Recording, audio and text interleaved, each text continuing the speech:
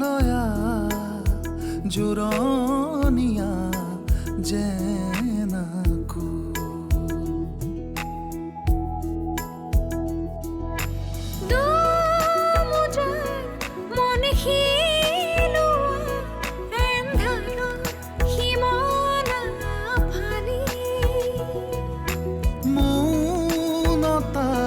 ৰোদ বিলোৱা সপোনৰ তুলিকা তুলি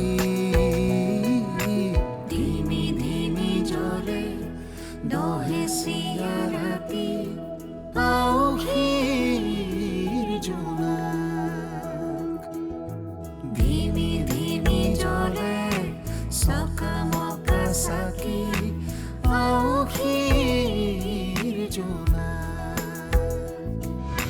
মই যদি ইচ্ছা কৰোঁ এই কথাবোৰ ককা আৰু অৰুন্ধতীক ক'বলৈ মোৰ 1 ছেকেণ্ড সময় নালাগে কিন্তু মই নকওঁ তোমালোকে ভয় কৰিব নালাগে কিন্তু কিহৰ সতৰ্ক কৰিব আহিছিলা সেইটোতো কোৱা সপোন দেখাটো ভাল লক্ষণ সপোন দেখিব লাগে কিন্তু এনেকুৱা সপোন দেখিব নালাগে যিটো সপোন দেখিলে সকলোৰে বিপদ হয় আচলতে ময়ূৰীৰ কোনো দোষ নাছিল দোষটো মইহে কৰিছোঁ আপুনি কেনেকৈ দুখ কৰিব দুখ মোৰ বাৰ গাতহে নে মোৰ বাই আপোনাক ফোন কৰা আৰু মেছেজ দিয়া কথাবোৰ মিছা প্ৰদ্যুন্নে এইবোৰ কি কথা কৈ গ'ল হিউমেন ৰাইটছৰ কথাও ক'লে যে কথাটো ভাল হোৱা নাই কি স্বাৰ্থ আছে ইয়াক আমাৰ মাজৰ পৰা আঁতৰ নকৰিলে সঁচাকৈ বিপদ হ'ব অৰুন্ধতী দত্ত চৌধুৰীৰ সৈতে কথা পাতি সেইদিনা এনেকুৱা লাগিল যে মাধৱ দত্তৰ ঘটনাটোৰ ৰহস্য ফাদিল কৰিব পাৰিলে আন কেইবাটাও ঘটনা পোহৰলৈ আহিব আন কিবা ঘটনা ঢাকিবলৈ মাধৱ দত্তৰ হত্যা কৰা হোৱা নাইতো মই তোমাক হেৰুৱাব নোখোজো অৰুন্ধতী আপুনি মোক কিয় হেৰুৱাম বুলি ভয় খাইছে নাজানো মোৰ এনেকুৱা কিয় অনুভৱ হৈছে কিন্তু মোৰ যদি তোমাৰ প্ৰতি আন্তৰিকতা নাথাকিলে হয় তোমাৰ প্ৰতি ভাল পোৱা নাথাকিলে হয় মই জানো তোমাক বিয়া কৰালোহেঁতেন তুমি এইবোৰ কি কৈছা বাবাই অৰুন্ধতীৰ আগত ময়ূৰীৰ কথা বেয়াকৈ কৈছে সেইকাৰণে অৰুন্ধতীৰ বাবাৰ ওপৰত খং ঠিকেই এইটো খং উঠিবলগীয়া কথাই কথা নাই বতৰা নাই বাবাই ময়ূৰীৰ কথা বেয়াকৈ কিয় ক'ব বাবাই বিনা কাৰণত ময়ূৰীৰ কথা কেতিয়াও বেয়াকৈ নকয় তাৰ ওপৰত মোৰ সম্পূৰ্ণ বিশ্বাস আছে অৰুন্ধতীৰ ওপৰত নাই নাই কাৰণ বাবাৰ ওপৰত মোৰ সম্পূৰ্ণ বিশ্বাস আছে হয়তো ময়ূৰীৰ স্বভাৱ চৰিত্ৰ দেখি বাবাই অৰুন্ধতীৰ আগত বায়েকৰ কথা তেনেকৈ কৈছে হেৰা এজনী ছোৱালীয়ে ফোন বা মেছেজ কৰা বুলি বাবাই বদনাম দিয়াটো মোৰ কিন্তু অকণো ভাল লগা নাই আৰু ৰ'বাচোন ময়ূৰীৰ স্বভাৱ চৰিত্ৰ বেয়া বুলি তোমাক কোনে ক'লে নহ'লেনো তাই অচিন্ত বোলাটোলৈ পলাই যায়নে ইমান ঠেক চিন্তানে তোমাৰ পৰিৱেশ পৰিস্থিতিয়ে মানুহক এনেকুৱা কৰিবলৈ বাধ্য কৰায় আৰু কোনোবা কাৰোবালৈ পলাই গ'লেই চৰিত্ৰ বেয়া হৈ নাযায় তুমি হয়তো পাহৰিলা তোমাকো এদিন মই ঘৰৰ মতত এনেকৈয়ে পলুৱাই আনিছোঁ এবাৰ নিজৰ গাটো চিকুটি চাবা তুমি নিজৰ গাত চিকুটিলে যিমান দুখ পোৱা আনেও সিমানেই দুখ পায় হেল্ল' কি খবৰ কি হ'ল আজি মোৰ বান্ধৱীৰ মনটো বেয়া নেকি মেডিচিন খালা নাই কিয় মেডিচিন খাই মই কি কৰিম মই জীয়াই থাকিম মোৰ এতিয়া জীয়াই থাকিবলৈ অকণো ইচ্ছা নাই সেয়ে ভাবিছোঁ মই যদি মেডিচিনবোৰ খোৱা বন্ধ কৰি দিওঁ মোৰ হয়তো এদিন মৃত্যু হ'ব মই এতিয়া মৃত্যু বিচাৰোঁ তোমাৰ কি হৈছে অনন্যা হঠাৎ আজি এইবোৰ কথা কিয় কৈছা নন্দিতা মই যদি ভাল হওঁ মই আকৌ আগৰ অৱস্থালৈ ঘূৰি যাম মই সুস্থ হ'লেও এই ঘৰখনে মোক সুস্থ হৈ জীয়াই থাকিবলৈ কেতিয়াও নিদিয়ে মোক আকৌ পাগলীলৈ ৰূপান্তৰ কৰিব মই আকৌ সত্য দুৱাৰৰ সন্মুখত আগৰ দৰেই থাকিব লাগিব মোৰ একোৰেই পৰিৱৰ্তন নহ'ব সেয়ে ভাবিছো জীয়াই থকাতকৈ মোৰ মৃত্যুৱেই শ্ৰেয়।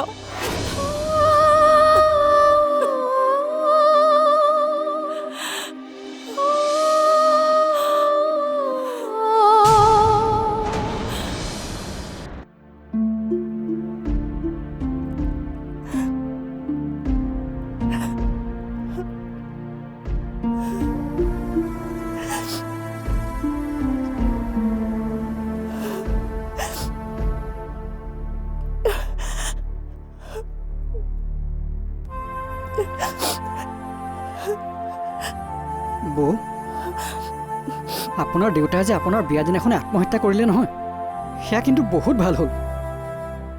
কিয়? অন্ততঃ আপোনাৰ আজি এই অৱস্থাটো দেখা নাপালে। তেওঁ জীয়াই থকা হ'লে আপোনাৰ আৰু বনদাৰ লগত হোৱা কাজিয়াবোৰৰ কথা, মৰিবাৰ লগত লগা কাজিয়াৰ কথাটো গম পোৱা হ'লে তেওঁ অন্তত কম দুখ পালেহেঁতেন নে বাৰু? ঠিকেই কৈছা তুমি। দেউতাকে বিচাৰে তেওঁ ছোৱালীজনী যিখন ঘৰলৈকে বিয়া হৈ নাযাওক কিয়, সেই ঘৰখন যাতে সুখেৰে ভৰি পৰক। আৰু যেতিয়া ভবাৰ দৰে কথাবোৰ নহয় নহয়, তেওঁলোকে অন্তৰত বহুত দুখ পায় বৌ। কিন্তু বৌ, সেই বুলি আপুনি দুৰ্বল হ'লে নহ'ব। আপুনি যিমানেই দুৰ্বল হ'ব, সিমানে আপুনি অশান্তিত ভুগিব। আপুনি সাহসেৰে মাত মতাৰ বাবেই বহু কথা পোহৰলৈ আহিল। আগৰ দৰে থকা হ'লে আপুনি কানি কানি দিন পাৰ কৰিবলগীয়া হ'লহেঁতেন বৌ। আপুনি বহুত সাহসী হ'ব লাগিব বৌ।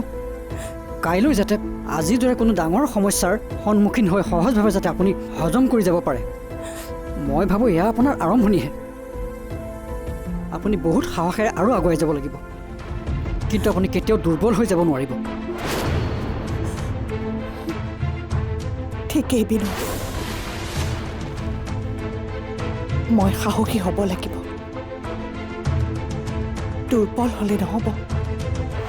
আচ্ছা বৌ, এটা কথা সোধোঁ। আপুনি আই.চি. ছাৰক মাতিলে, ছাৰো আমাৰ ঘৰলৈ আহিল আৰু বহু কথা উদ্ধাৰ হ'ল, কিন্তু আপুনি ছাৰক মাতিলে কেনেকৈ?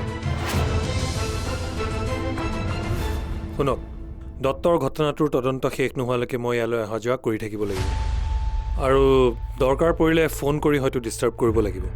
গতিকে মোৰ ফোন নম্বৰটো এতিয়াই ছেভ কৰি লওক। হয়, কওক। 97617 21929। বা, আপোনাক কিন্তু মানিলোঁ বৌ। তেতিয়াই কোৱা ফোন নম্বৰটো আপোনাৰ এতিয়াও মনত আছে। আপুনি পাৰিব বৌ, মই আজি বুজি পালোঁ। এইখন যুদ্ধত আপোনাক কোনেও হৰুৱাব নোৱাৰে, সেইটো কিন্তু খাটাং।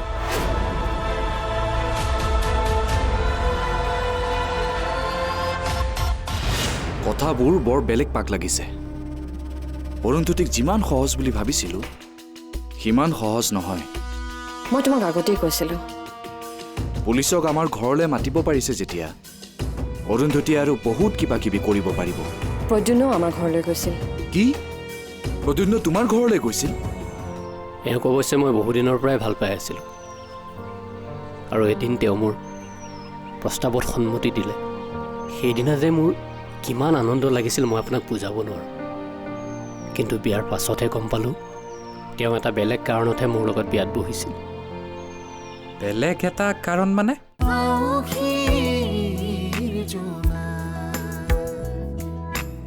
তুমি ইমান ভাগি পৰিছা কিয়? মই জানো তুমি কোৱা সকলোবোৰ কথাই সঁচা, কিন্তু তুমি জীয়াই থাকিব লাগিব, সুস্থ হ'ব লাগিব, জীৱনটো আকৌ আৰম্ভ কৰিব লাগিব। কিন্তু এইবাৰ পৰাধীন হৈ নহয়। চোৱা অনন্যা, শান্ত সাগৰে কেতিয়াও দক্ষ নাবিকৰ জন্ম নিদিয়ে। তোমাৰ সমস্যাবিলাকে তোমাক অধিক দক্ষ কৰি তুলিছে।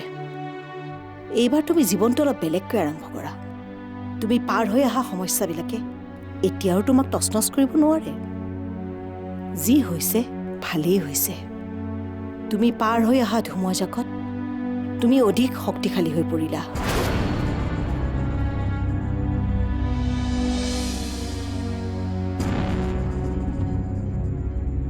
তোমাৰ এই যুদ্ধখনত সত্যৰেই জয় হ'ব অনন্যা। যেতিয়ালৈকে তুমি তোমাৰ ঘৰখনক তোমাৰ নিজৰ মতে সজাই ল'ব নোৱাৰিবা, তেতিয়ালৈকে হাৰ নামানিবা।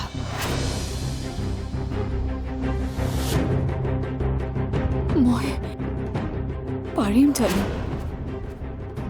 জিকিম বুলি খেলা আৰু নাহাৰিবলৈ খেলা এই দুয়োটাৰ মাজত পাৰ্থক্য আছে অনন্যা।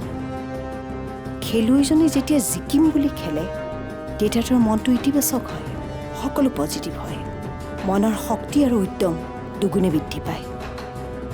নাহাৰিবলৈ খেলাটো ইতিবাচক নহয়, নেতিবাচক কথা, মনোবল কম থাকে তাত। তুমি তোমাৰ যুদ্ধখন জিকিম বুলি খেলা, ইতিবাচক চিন্তাৰে কাম কৰা, পজিটিভ হোৱা, দেখিবা জয় তোমাৰেই হ'ব।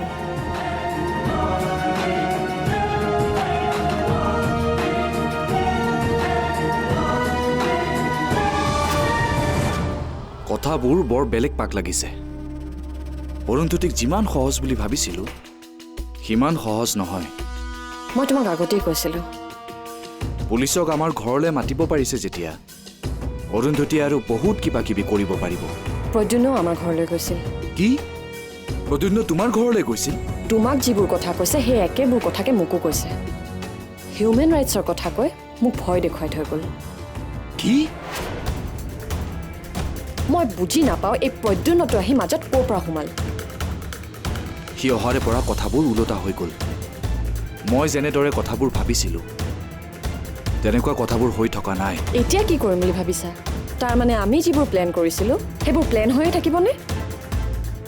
কিবা এটাতো কৰিবই লাগিব। অৰুন্ধতীয়ে মোক নচুৱাই থাকিব আৰু মই এনে চাই থাকিম।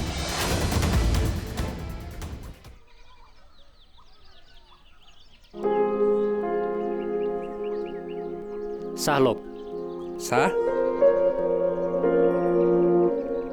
অথনিৰ পৰা দেখিছোঁ আপুনি ইয়াতে বহি কিবা এটা চিন্তা কৰি আছে। মোৰো চাহ একাপ খাবলৈ মন গৈ আছিল, পৰিবাৰক ক'লো বনাবলৈ। বোলো একেলগে চাহকাপ খাই ভাল লাগিব। ধন্যবাদ। পিছে বেয়া নাপায় যদি কওকচোন, ইমাননো কি চিন্তা কৰি আছে? অহাৰ পৰা দেখিছোঁ আপুনি অনবৰতে কিবা এটা চিন্তা কৰি থাকে। মোৰ চিন্তাৰ কোনো উত্তৰ নাই। ভাবোঁ আৰু এই সমাজখনৰ কথা, দেশখনৰ কথা। কিন্তু কি লাভ? আচলতে দেশখন যিমানেই প্ৰগতিৰ পথত আগুৱাইছে মানুহৰ চিন্তাধাৰাবোৰ সিমানে ঠেক হৈ আহিছে। মানে শিক্ষাই মানুহৰ জীৱনত একো প্ৰভাৱ পেলাব পৰা নাই। ধৰি লওক শিক্ষিত লোক, ডাঙৰ ডিগ্ৰী আছে, কিন্তু টকাৰ লোভত নিজৰ আত্মীয়কো হত্যা কৰিবলৈ কুণ্ঠাবোধ নকৰে। এতিয়া আপুনিয়ে কওকচোন, এনেকুৱা শিক্ষাৰ কি প্ৰয়োজন? কথাটো হয়। ডাঙৰ মানুহ, শিক্ষিত, ব্যৱসায়ত দেশৰ ভিতৰতে নাম আছে, পুতেক ডক্তৰ, কিন্তু বুঢ়ী মাকজনীক ঘৰখনৰ আৱৰ্জনা বুলি ভাবে। এতিয়া ভাবক শিক্ষা তাৰমানে কিমান বিপদজনক হৈছে। এইবোৰ কথা ভাবি মনটো কিবা বেয়া লাগে। মানুহৰ এই জীৱনটোলৈ পুতৌ জন্মে, খন্তেকীয়া জীৱন, তাকে লৈ ইমান খোৱা কামোৰা। আপোনাৰ নিশ্চয় কোনোবা আত্মীয়ৰ ক্ষেত্ৰতে এনেকুৱা হৈছে, নহয়নে? এজন ভাল বন্ধু, শিক্ষিত, কিন্তু উচ্চাকাংক্ষা ইমানেই বেছি হ'ল যে এতিয়া নিজৰ ঘৰৰ মানুহখিনিকে বিপদত পেলাব খুজিছে। বন্ধু হিচাপে এইবোৰ আৰু সহ্য নোহোৱা হৈছে। একেই, কাকনো কি ক'ব, মোৰো একেই অৱস্থা। একেই মানে? অলপ দিনৰ আগতে মোৰ বিয়া হ'ল। এওঁক অৱশ্যে মই বহুদিনৰ পৰাই ভাল পাই আছিলোঁ, আৰু এদিন তেওঁ মোৰ প্ৰস্তাৱত সন্মতি দিলে। সেইদিনা যে মোৰ কিমান আনন্দ লাগিছিল মই আপোনাক বুজাব নোৱাৰোঁ। কিন্তু বিয়াৰ পাছতহে গম পালোঁ তেওঁ এটা বেলেগ কাৰণতহে মোৰ লগত বিয়াত বহিছিল। বেলেগ এটা কাৰণ মানে? তেওঁ নিজৰ ভনীয়েকৰ লগত হোৱা কাজিয়াৰ প্ৰতিশোধ ল'বলৈহে মোৰ লগত বিয়া হৈছিল।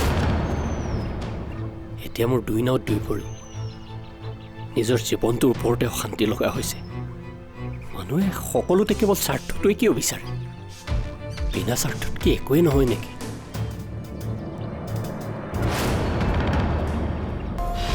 অৰুন্ধতীক লোভ দিয়া মান্তি হ'ব, নহ'লে কেইদিনমানৰ পাছত নিজৰ অধিকাৰ বিচাৰি থানা পাব। সকলোতকৈ ডাঙৰ কথা, প্ৰদ্যুন্নই কোৱাৰ দৰেই যদি কথাবোৰ হিউমেন ৰাইটছৰ ওচৰ পায়, তেতিয়াহ'লে আমি দুয়ো জেলত যোৱাৰ বাদে অন্য একো ৰাস্তা নাই। বুজিছোঁ। প্ৰব্লেমছবোৰ আগতেই ছল্ভ কৰা হ'লে মোৰ মাৰ অৱস্থা এনে নহয়। অৰুন্ধতী তোমাৰ মূৰৰ কামোৰ হৈ নাথাকে। মানি লৈছোঁ, এখেতে মোক বহুত ফাঁকি কথা কৈছে আৰু মোৰ লগত বহুত বেয়াও কৰিছে কিন্তু তথাপিও জানো মই মোৰ মানুহজনক এনেকৈ বদনামী হ'বলৈ দিব পাৰোঁ আউসীৰ জোনা মই ভাবোঁ এতিয়া আমাৰ হাতত দুটা উপায় আছে তোমাৰ যিটো ঠিক লাগে তুমি সেইটো ইমিডিয়েটলি কৰা কি প্ৰথম হ'ল অৰুন্ধতীক অতি সোনকালে আমাৰ সকলোবোৰ কথা মুকলিকৈ কোৱা তাইক কথাবোৰ এনেকৈ কোৱা যাতে তাই কনভিন্স হয় তোমাৰ চৰ্ত মানি লয় দ্বিতীয়তে অৰুন্ধতীৰ লগত তোমাৰ মনৰ মিল নাই বুলি তাইক ডিভৰ্চ দিয়া মুঠতে পৰিস্থিতি চাই তোমাৰ যিটো ঠিক যেন লাগে তুমি সেইটোৱে কৰা ময়ো তাকেই ভাবিছোঁ ককালৈ ভয় কৰিছা ককায়ে এনেও কালি কথাবোৰ জানিবই তাতকৈ আজিয়েই জানক অৰুন্ধতীক লোভ দিয়া মান্তি হ'ব নহ'লে কেইদিনমানৰ পাছত নিজৰ অধিকাৰ বিচাৰি থানা পাব সকলোতকৈ ডাঙৰ কথা প্ৰদ্যুন্মই কোৱাৰ দৰেই যদি কথাবোৰ হিউমেন ৰাইটছৰ ওচৰ পায় তেতিয়াহ'লে আমি দুয়ো জেলত যোৱাৰ বাদে অন্য একো ৰাস্তা নাই বুজিছোঁ প্ৰব্লেমছবোৰ আগতেই ছল্ভ কৰা হ'লে মোৰ মাৰ অৱস্থা এনে নহয় অৰুন্ধতী তোমাৰ মূৰৰ কামোৰ হৈ নাথাকে এনেকৈ প্ৰদ্যুন্ম আহি মোৰ ঘৰতেই মোক কথা শুনাই থৈ নাযায় বহুত ভাবিলা এতিয়া আৰু ভাবি লাভ নাই কথা বহুত হ'ল কথাতকৈ বেছি এতিয়া কাম কৰা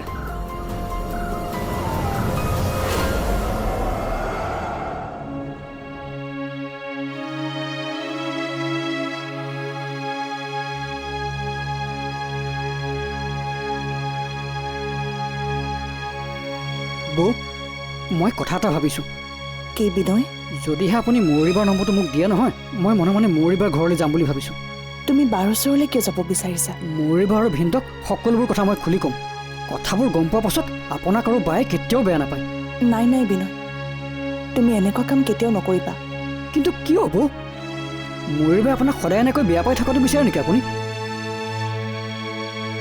চোৱা বিনয় লাগিলে বায়ে মোকেই বেয়া পাই থাকক কিন্তু মোৰ মানুহজনৰ প্ৰতি বাৰ মনৰ ভাৱটো বেয়া হ'ব নালাগে মোৰ মানুহজনৰ বদনাম হোৱাটো মইনো কেনেকৈ সহ্য কৰিম কোৱাচোন এইবোৰ আপুনি কি কৈছে বৌ যিজন মানুহে আপোনাক বদনাম কৰিছে বাৰ লগত আপোনাৰ সম্পৰ্ক বেয়া কৰিছে অথচ আপুনি বিনয় বা এখন ঘৰৰ সদস্য নহয় মই যদি বাৰ আগত এখেতৰ বদনাম কৰোঁ তেনেহ'লে সকলোৱে মোকেই দুখিব মানি লৈছোঁ এখেতে মোক বহুত ফাঁকি কথা কৈছে আৰু মোৰ লগত বহুত বেয়াও কৰিছে কিন্তু তথাপিও জানো মই মোৰ মানুহজনক এনেকৈ বদনামী হ'বলৈ দিব পাৰোঁ IC ছাৰকো মই এখেতৰ বিষয়ে বদনাম কৰা নাছিলোঁ আচলতে এখেতৰ মুখৰ পৰা সকলো সঁচা কথা উলিয়াবলৈহে মই এখেতক ভয় খুৱাইছিলোঁ কি মই যদি সত্যত আছোঁ বায়ে নিশ্চয় এদিন মোক বুজি পাব বাহ আপোনাৰ সংস্কাৰ দেখি মোৰ মন ভৰি গৈছে বৌ আপুনি এই সততা কেতিয়াও নেৰিব চাব ভগৱান আপোনাৰ পক্ষতেই থাকিব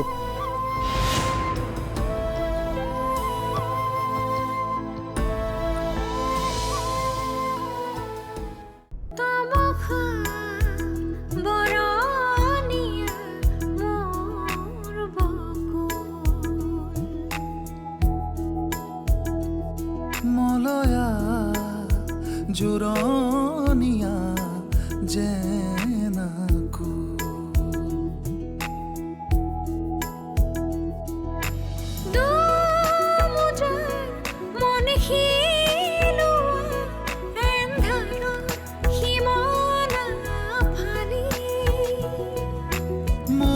মৌনতাৰ ৰ'দ বিলোৱা সপোনৰ তুলিকা তুলি